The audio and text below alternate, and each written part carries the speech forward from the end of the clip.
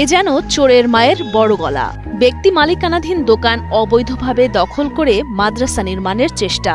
আবার সেই বিষয়ে ডিবিসি নিউজে সংবাদ প্রচার করায় উল্টো ডিবিসি নিউজের রাঙামাটি জেলা প্রতিনিধি সৈকত রঞ্জন চৌধুরীর বিরুদ্ধে মানববন্ধন করেন অভিযুক্তরা।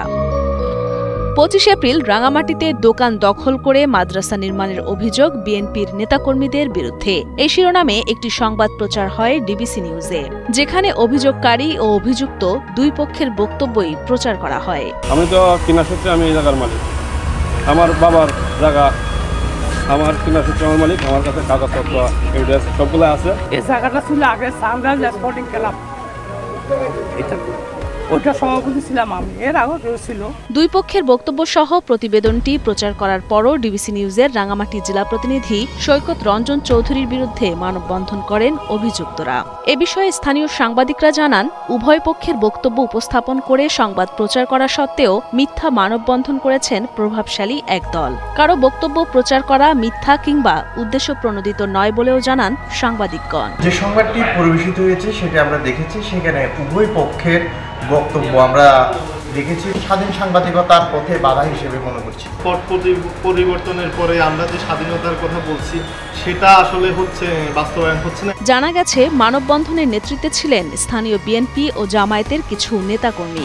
সাংবাদিকের বিরুদ্ধে বিভ্রান্তিমূলক সংবাদ পরিবেশনের অভিযোগ তুলে বিচার দাবি করেন মানববন্ধনে উপস্থিত বক্তারা। উল্লেখ্য, শুক্রবার সকালে দোকান মালিকরা দোকান খুলতে গেলে স্থানীয় বিএনপি ও যুবদলের নেতাকর্মীরা হামলা চালিয়ে তাদের মারধর করে টাকা পয়সা ছিনিয়ে নেন এবং দোকান ভাঙচুর করে মাদ্রাসার সাইনবোর্ড টানিয়ে দিয়ে দোয়া মাহফিলের আয়োজন করেন।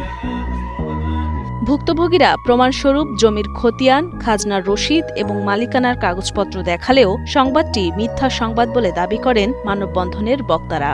ভুক্তভোগী দোকান মালিকদের অভিযোগ, 2 নম্বর ওয়ার্ড যুবদলের আহ্বায়ক দুঃখু মিয়া, বিএনপি কর্মী মানিক, সাদ্দাম, ওসমান এবং জাহাঙ্গীর এ ঘটনায় সরাসরি জড়িত। যখন আমরা দোকানে গেছি, আমাদেরকে হঠাৎ করে আসে দুঃখু আর ওই মানিক, ওরা ওই সাদ্দাম, ওসমান, জাহাঙ্গীর, ওরা সবাই মিলে আসে। প্রথম দুঃখ তারা মিলে আসে, আমাদেরকে দোকান থেকে মারধর করছে। প্রথম আমার বড় ভাইয়ের গায়ে হিট দিছে, মারছে, আমাকেও মারছে। পরে আমাদের দোকান থেকে লাইতে বাইর করেছে। দোকানের মালামাল ওরা নিয়ে গেছে অনেক কিছু। আমার বড় ভাইয়ের পকেট থেকে 1 লক্ষ টাকা ছিল, আজকে মাল তুলবো শুক্রবার, দোকান থেকে মাল আনবো যায় অন্য দোকান থেকে। আর আমার বড় ভাইয়ের পকেট থেকে টাকা টুকা নিয়ে গেছে, ওরা আমাদেরকে মারধর করছে। সবাই বিএনপির কর্মী ওগুলা। আমার সম্বন্ধী, আমার শালা, ওরা সকালে দোকান খুলছে, ওদেরকে এরকম দোকান থেকে বাইর করে দিয়েছে মারপিট করিয়া। আমি শুনিয়া বাসা থেকে আমি আবার গেছি, যাইতে আমি সিঁড়িতে নামার সাথে সাথে আমার ধরছে, ওরা কিল ঘুষি মারছে।